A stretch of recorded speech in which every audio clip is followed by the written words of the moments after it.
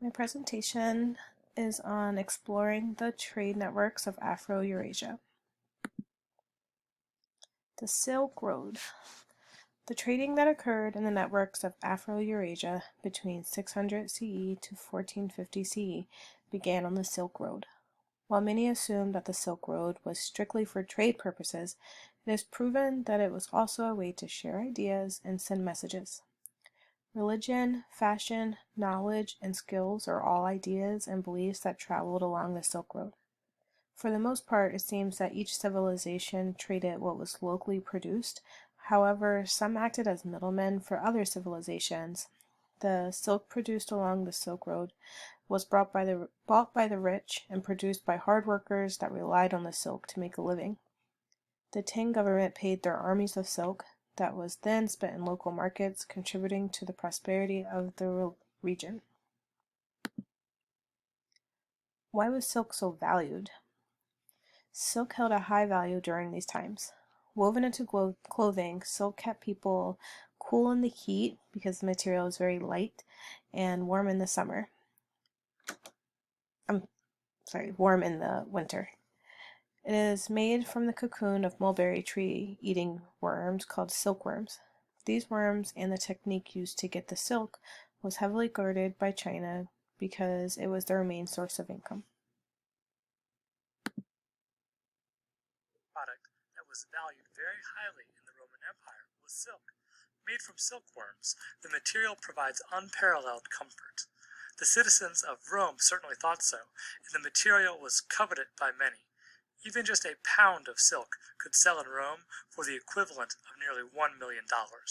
So great was the desire for Chinese silk in Rome that the Roman government tried to prevent citizens from wearing clothes made of the material. Spices, grapes, sesames, peas, onions, cucumber, silverware from Persia, and glassware from Syria went the other direction, to China. Product that was valued very highly.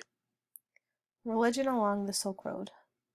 While Buddhism was the most important, the Silk Road was home to many religions that were able to travel from place to place. Religions that could be found on the Silk Road would have been Zoroastrianism, Manichaeism, Christian, and Islam. While many rulers tended to be Buddhists, they allowed people to practice their own faiths. Known civilizations along the trade route and what they were known to trade between 600 CE to 1450 CE. Ancient Egypt was famous for having many valuable aspects, but still relied on trade for some important things. They are very well known for their grain that was plentiful and caused Rome to nickname Egypt Rome's breadbasket. The Phoenicians mostly traded by sea. They were known for exporting wood, textiles, and glass. They imported metals such as copper, silver, iron, and gold, which they used to turn into other objects they could export. The Phoenicians established themselves as one of the greatest trading powers in the ancient world. The Romans traded mostly food items, such as olives, meat, cereals, olive oil, wine, and beer. They also traded objects such as glass, metals, pottery, materials for manufacturing, and slaves. After expanding their territory, ancient Greece was able to begin transporting and receiving goods. They were able to receive things like wood, wheat, slaves, textiles, glass, and metals. The things they exported helped spread their culture to the wider world. It included wine, olives, cheese, honey, meat, tools, and fine pottery. The Byzantine Empire depended on trade to expand to be successful. They traveled by ship and by using the Roman road systems. The items they traded were food items such as bacon, fruits, pepper, and spices, and items such as soap, glass, ivory, wool, textiles, and much more. The Carthaginians took after their Phoenician forefathers by becoming highly successful traders. They traveled the Mediterranean, trading their goods, and became the richest city in the ancient world. They were known to have the ability to sell anything to anyone, but always at a price. The items they traded the most were raw materials, such as metals, animal skins, wool, and ivory. Once again, slaves were another valuable commodity that were imported and exported in Carthage. The Etruscan civilization began in central Italy and were known for their production and export of iron and reputation for piracy. They also exported grain, pine nuts, olive oil, and wine in large quantities. Etruscans had to compete for lucrative trade routes. They signed a treaty with Carthage to agree on exclusive areas of operation, but they were met with pushback from Greece because they were also interested in specific trade routes. There was a battle called Battle of Alalia, or they also called it the Battle of the Sardinian Seas, and the Etruscans and Carthage won. What were some things that continued from 600 CE to 1450 CE? Some things I have noticed remained the same in every civilization are the items that were produced. Some places did act as middlemen for other civilizations that weren't able to travel as far, but for the most part, the same items were traded between civilizations. This holds true today. We continue to rely on certain countries for specific goods, and they rely on our country for specific goods. Some examples of this would be like specific cheeses, like feta cheese, and certain types of meat that, we go into the store and there's usually labels of where things are made and where they come from. And I do notice that a lot of like cheeses and olive oils and things like that come from other countries like Greece and Turkey. When I go into Marshall's, I notice a lot of dishes and pottery that comes from Turkey. Another thing that stayed consistent was the way the Silk Road was used. Emperors could continue to send messages, everyone could trade, ideas came flowing from civilization to civilization, and religion spread across large areas and developed and changed along the way. Changes in trade from 600 CE to 1450 CE. The biggest change I noticed along the trade routes are the switching of religions. Buddhism started in China and then spread to Korea and Japan by the 6th century. There was a slight downfall of Buddhism with the end of the Tang dynasty, but it was still practiced privately in China. On the more western areas of the Silk Road, Christianity was more dominant and it eventually traveled to Central Asia, although there were still more Buddhists in this area than Christians. Over the times, there were a few religions that were established by branching off of Buddhism or Christianity. These religions included Manichaeism, Zoroastrianism, Christianity, and Hinduism. All religions were challenged by the spread of Islam, which began with the birth of Muhammad. He was the prophet of Islam, and he was born in 570 CE, proving that this all proved that routes along the Silk Road often changed. Islam came into the picture and took over the city of Khotan in 1006 CE, and they began targeting Buddhist temples. Eventually, many local rulers converted to Islam. To this day, many of these countries along the Silk Road are still majority Islam. This video further explains the spread of Buddhism and how it branched off into other forms before also involving Christianity and Islam. I do have a couple of videos on this presentation, and I did notice that there may be an additional charge to have the audio play from my computer, so I will send the links as well.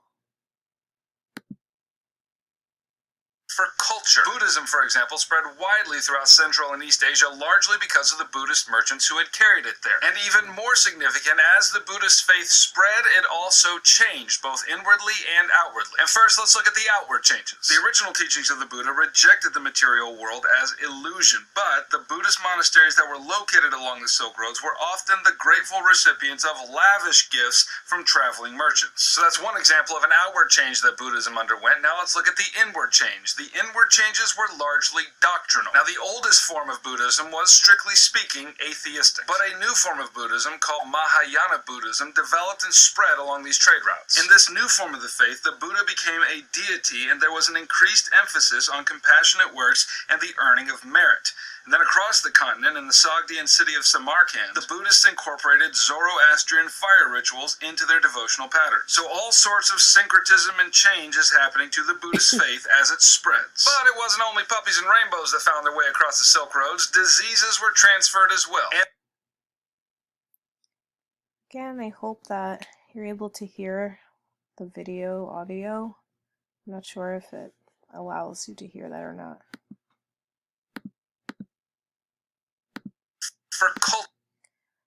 This is a map of the major trade routes of Afro-Eurasia in 1300 CE. Notice how widespread the Islamic world has become at this time.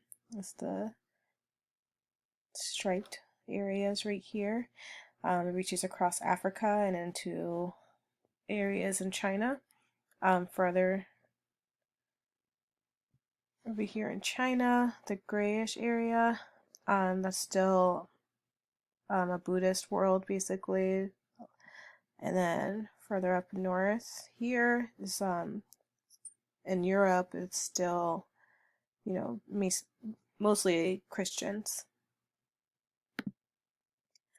Another change that happened during this time period is better technology. The advancement of technology during this time led to increased trade and the ability for networks to spread.